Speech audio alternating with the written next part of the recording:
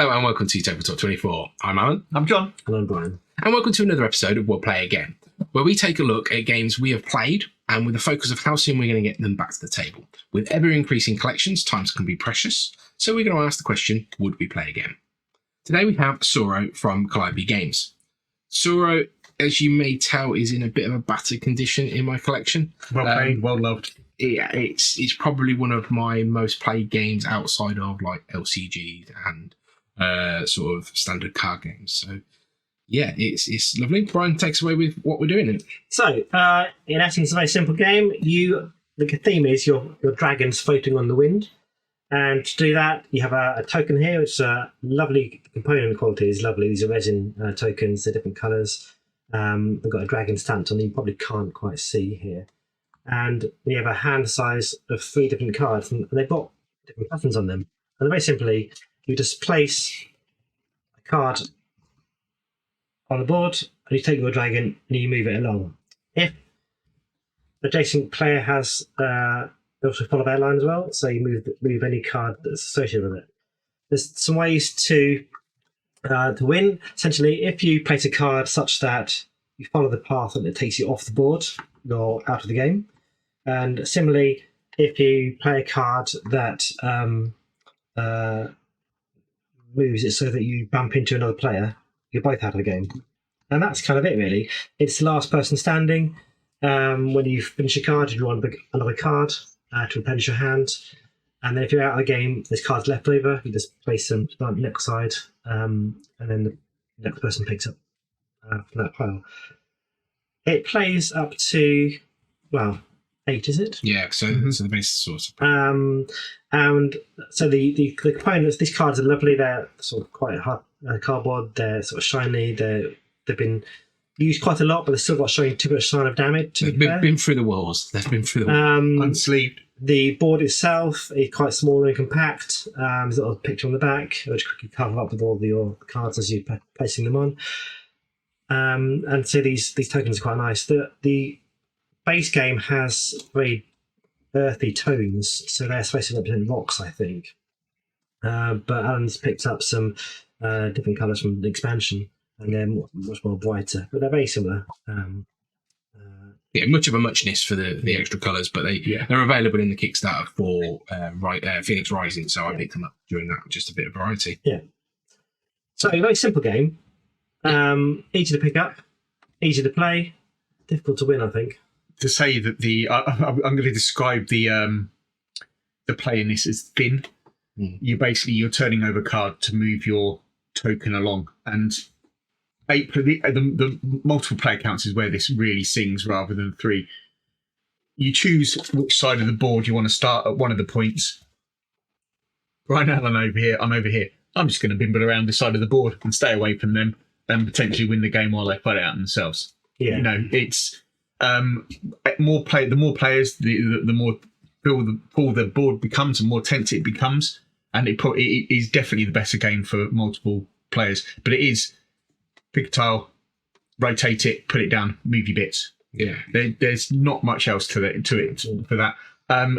You've got some element of luck in which cards you get and where you can move them. So you might be forced to over this way somewhat, but.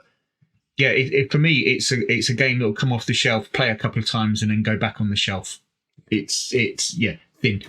Yeah, so I think there's the bit that it will sing up between 4, 5, and 6 players. I think anything less, it can be almost uninteractive. You can it ain't a 2-player game. 2 players, you can almost end up either you're going to force a collision or you're just going to get unlucky when the board's filled up, and you end up forcing yourself off. And I think at 8 players, it can be very chaotic, and there's a lot of player elimination. So we played 8 players, and what I found is that some players get eliminated quite early on in the game, and then end up watching the game for like 10 minutes, which isn't necessarily fun for them. On the plus side, it only lasts 10 minutes, so you're never going to be out of the game too long. Yeah, so across 29 plays of this, my average is about 9 minutes, which, like you say, that is that quick, and it is go again. And even at the higher player counts, like you say, you are literally playing a tile, picking up a tile. There's a finite amount of tiles. There's always, I think it's the number of available squares less 1. is the tile count, and that's always what you play with. So it's very quick to get out. It is a game that you're not going to get out of one game. You will have 2 or 3 games of it, even at that higher player count. It would outstay its welcome on the table, though, more than those that number of games. I don't think you could play it for an hour or so. There's no way you could. You could play it for an hour or so, but I think after that you wouldn't be bringing it out. I think an hour would be the tops. But 3 or 4 games maybe. But 3 or 4 games isn't going to be an hour. That's true. And the thing is, if you do play it for an hour, it might not hit the table again for another month or so, because you might have had your fill of it. Yeah. Now, this isn't the only version of Tsuro. There are 2 other sort of sequels. There's Tsuro of the Seas, which I would say is a direct sequel with a more rule set, which has the kaiju monsters moving around the board, which eliminates ships that are sailing in the seas. And then there's Tsuro Phoenix Rising, which is a completely different game in what its purpose is, but the essence of laying tiles and moving tiles and following paths is still there. But you are collecting lanterns in the sky as you go through to earn stars. So it's less about elimination in that game than it is getting some points. So you're more in control of your own destiny. And I think all of them play up to 8. So again, it can be quite chaotic in that realm. For a family weight game, it's superb. You could get this out and again play this with any member of the family. It's so easy to pick up and play and explain, and it is, it's a pleasure to play. Really, once you're playing it, it's a pleasure to play. And you've got a small camping table. Yeah, you can take it away with you. So it's nice. So I mentioned the components. I mean, they are nice components, and they're nice tactile things to look at. The price point of this game I've seen for sale seems to be just higher than I'm prepared to pay for it for a game that only lasts 10 minutes. It's a shame, because I think I would like it in my collection. It isn't currently in my collection. So I think if I see it coming up at the right price, I'll snap it up. I think I was lucky enough to pick this up around the £20 mark when I did pick it up. So, which I think is very much worth it. I think £20 it suits the price. Maybe 25, but I've seen it. Just before we recorded, I looked, and it was in the region of £23 to £29 online, and then you're paying postage and packing. Friendly local game store might have it for that point as well. So you're not paying postage and packaging.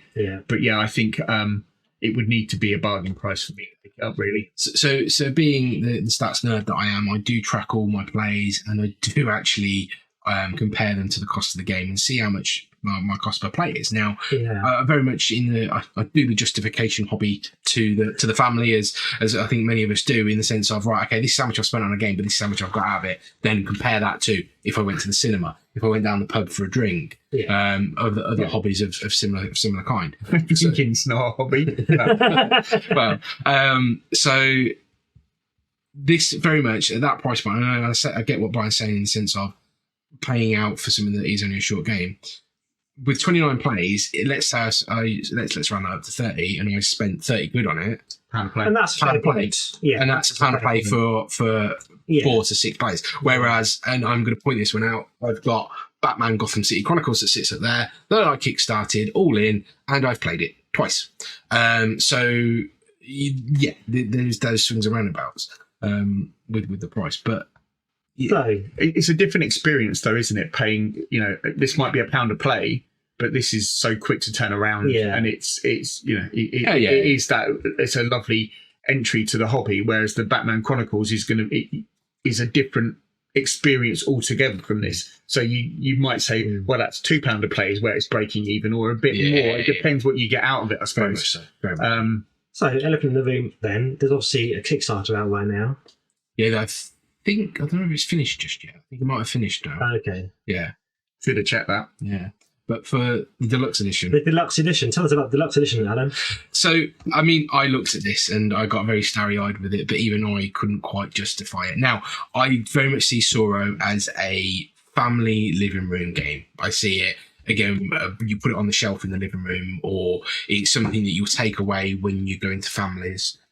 Christmas game. I've taken this to many a Christmas dinner, many a family function. It's easy to teach to people, and it gets people engaged. And it's a conversation game. You can have a bit of conversation around the game. Yeah, you can eat a mince pie and have a glass of sherry while you're playing it. Yeah. However, we mentioned price point on this. So the deluxe edition, I want to say it was around, I think it was $300, which was translating to about £250. Now in it looks absolutely fantastic. It does look stunning. Yeah, it's I think it's like a mahogany varnished box that's sort of yay big. The board is on bamboo. Yeah. I think it's, what was it, bamboo cloth. The tiles are resin. Yeah. The walls are rolled of bamboo, like Yeah, sorry, that's it. The roll is a bamboo scroll, and the board is a piece of cloth, isn't it? Yeah. And the tokens are all, I want to say, like a pewter style. They're golden, aren't they? They're like the Phoenix and Dragon figurines, basically. Yeah. Now, I've played this game the most, and I love it. It stayed around. You can tell the box is battered and whatnot, and it would get to the point of, if this got destroyed, I would probably go and get another copy of it because I enjoy it when it gets to the table. But I don't think I enjoy it quite enough to broach that. I tried thinking about it like a chess game. See, people could spend hundreds and hundreds of pounds on a nice chess set, but that's a slightly different game, and it's not quite in that league, I don't think. Yeah. I mean, it's an abstract game. There's a theme. Yeah. But it's an abstract game, and it wouldn't warrant me spending 250, 300 quid on it. Absolutely not. For a chess set, it'd have to be played by Albert Einstein or something for me to warrant an expensive version. I would pay the money for the giant version of Takenoko, though, with a giant bamboo and a giant panda, because that thing is gorgeous. But for a game that's roughly the same size with some metal figures and some resin tokens, not really. Yeah. Now, I looked at it, and I think out of the three of us, I'm quite swayed by the crowdfunding, and I can spend quite a bit of money when I want to.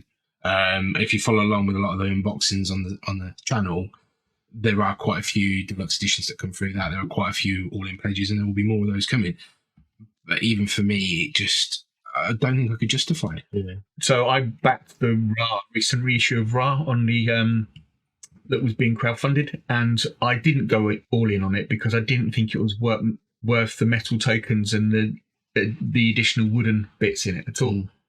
I couldn't justify the extra £40 or £50 that it was just for those. I really, and that's where you come from, and that's your wallet and your price point, and I don't think I could justify spending it. Now, for anybody that did back that and to Calliope, let us know how it is, please. Yeah, because it looks fantastic and it's a statement piece. It is something that I think you would have on the shelf, but I think it would have to be something that you as a family potentially, or you as a household would play it regularly, or you want it to be as a display piece. I mean, people pay thousands of pounds for pieces of art, and you could quite easily say it's a very nice piece of art that has a function. Yeah.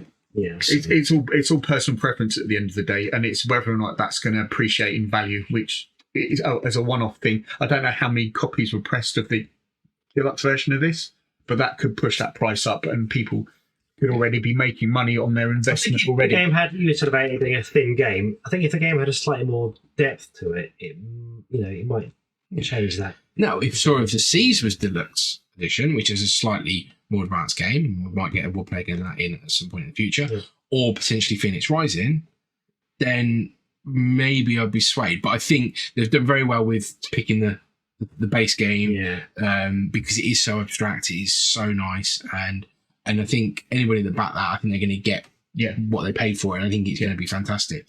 I think just for us, it was going back to your pound a play, or how much value you put on a play. Would you, given that so much, would you ever want to unbox that and play that and depreciate in value if the box gets damaged or something gets broken or whatever? That's for me, that's an investment piece that you would want to appreciate in value for later on and sell it for more money potentially, rather than something you get out and play. It's not something I'd let my kids and their grubby fingers get on anyway. And that's fair. And then, like I said, it's for a very, very specific purpose. So we've obviously spoken at length there about the deluxe edition. So what do we think of the base game that we've played?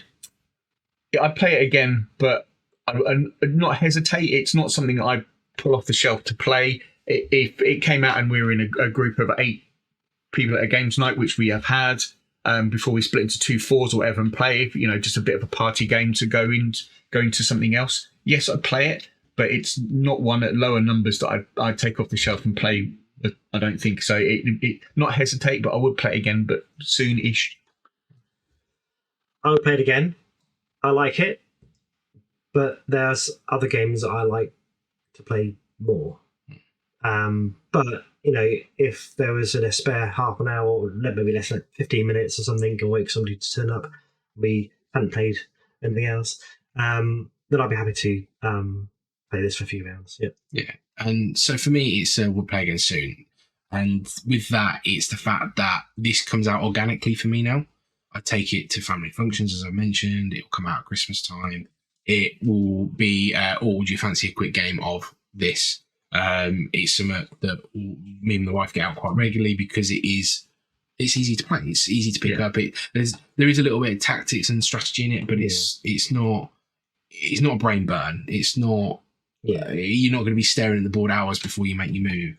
And it's a very quick and simple game. And I think the speed of which it is enables it to get out. And it's, like I say, a filler game, end of the night game.